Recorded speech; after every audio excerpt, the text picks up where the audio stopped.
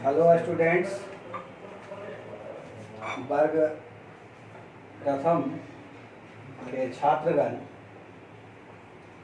संस्कृत आपके लिए नई विषय है। वर्ग प्रथम के लिए इससे आप लोगों को घबराना नहीं है।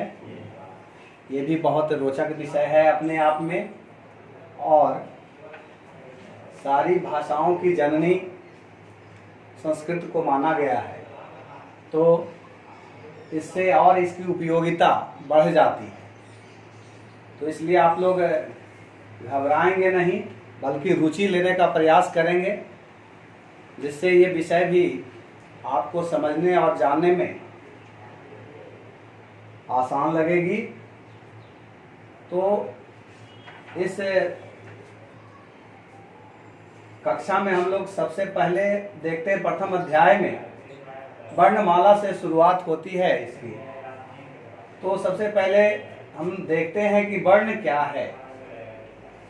तो वर्ण भाषा की सबसे छोटी इकाई वर्ण कहलाती है।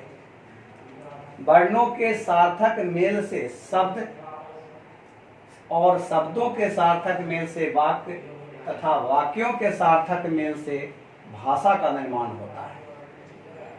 इस प्रकार आगे बढ़ते हैं वर्णमाला की ओर।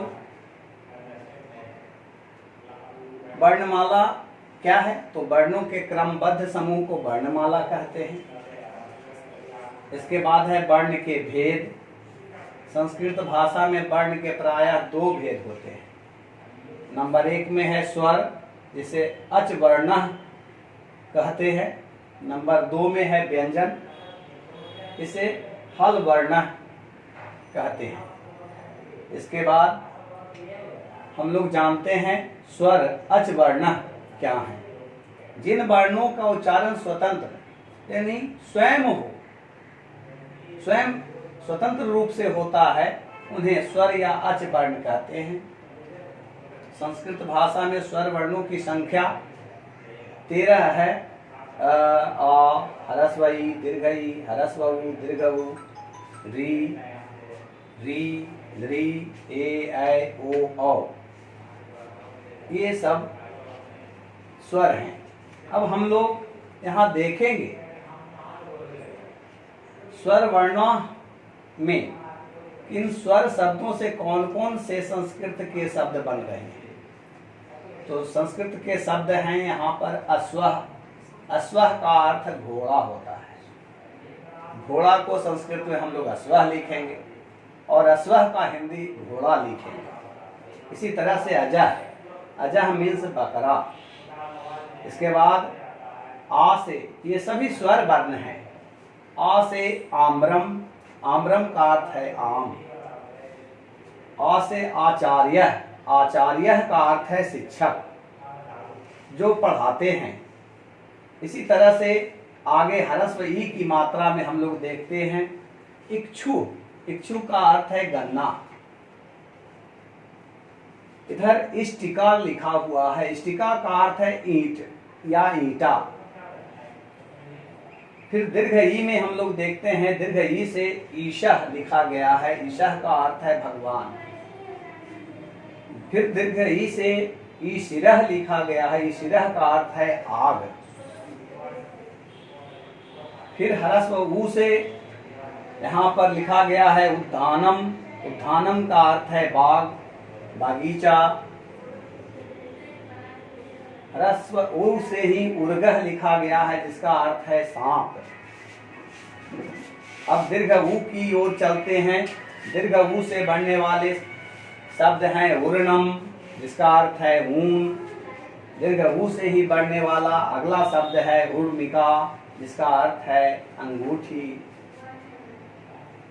इस प्रकार अब री की मात्रा में हम लोग देखते हैं, री से बनने वाले जो शब्द हैं ऋक्षः, जिसका अर्थ है ऋक्ष या भालू। फिर इसी री से ऋषभ, जिसका अर्थ बैल होता है। फिर आगे हम लोग ऋकारः और लृकारः जैसे शब्द इनसे लिख सकते हैं। ए से बनने वाले शब्द में एनह, एनह का अर्थ हिरण होता है। इसी तरह से एडका का अर्थ भेड़ होता है। अब ऐ मात्रा से ऐरावतः शब्द संस्कृत का बना, जिसका अर्थ ऐरावत यानी हाथी। और ऐसे अगला शब्द बना ऐन्द्रजालिकः, इसका अर्थ जादूगर होता है। इसी प्रकार अब ओ की मात्रा से बनने वाला शब्द ओकः, जिसका अर्थ घर होता है। ओ से आगे बनने वाले शब्द हैं ओदनम, जिसका अर्थ भात होता है। इसी प्रकार औ से बनने वाला शब्द औशीरम है, जिसका अर्थ बिस्तर होता है। औ से आगे बनने वाला शब्द औषधम है, जिसका अर्थ दवाई है। इस प्रकार अन से बनने वाला शब्द अंकः है, जिसका अर्थ अंक होता है, संख्या। और अन से ही आगे बनने वाला शब्द अंशुमान है, जिसका अर्थ सूरज होता है। और अह की मात्रा से कोई शब्द नहीं है, लेकिन इनका भी प्रयोग होता है। यहाँ पर ध्यान देंगे बच्चे, अन तथा अह वर्ण न तो स्वर हैं न ही व्यंजन, इसलिए इन्हें अयोगवाह कहते हैं। इनका प्रयोग स्वरों में होता है।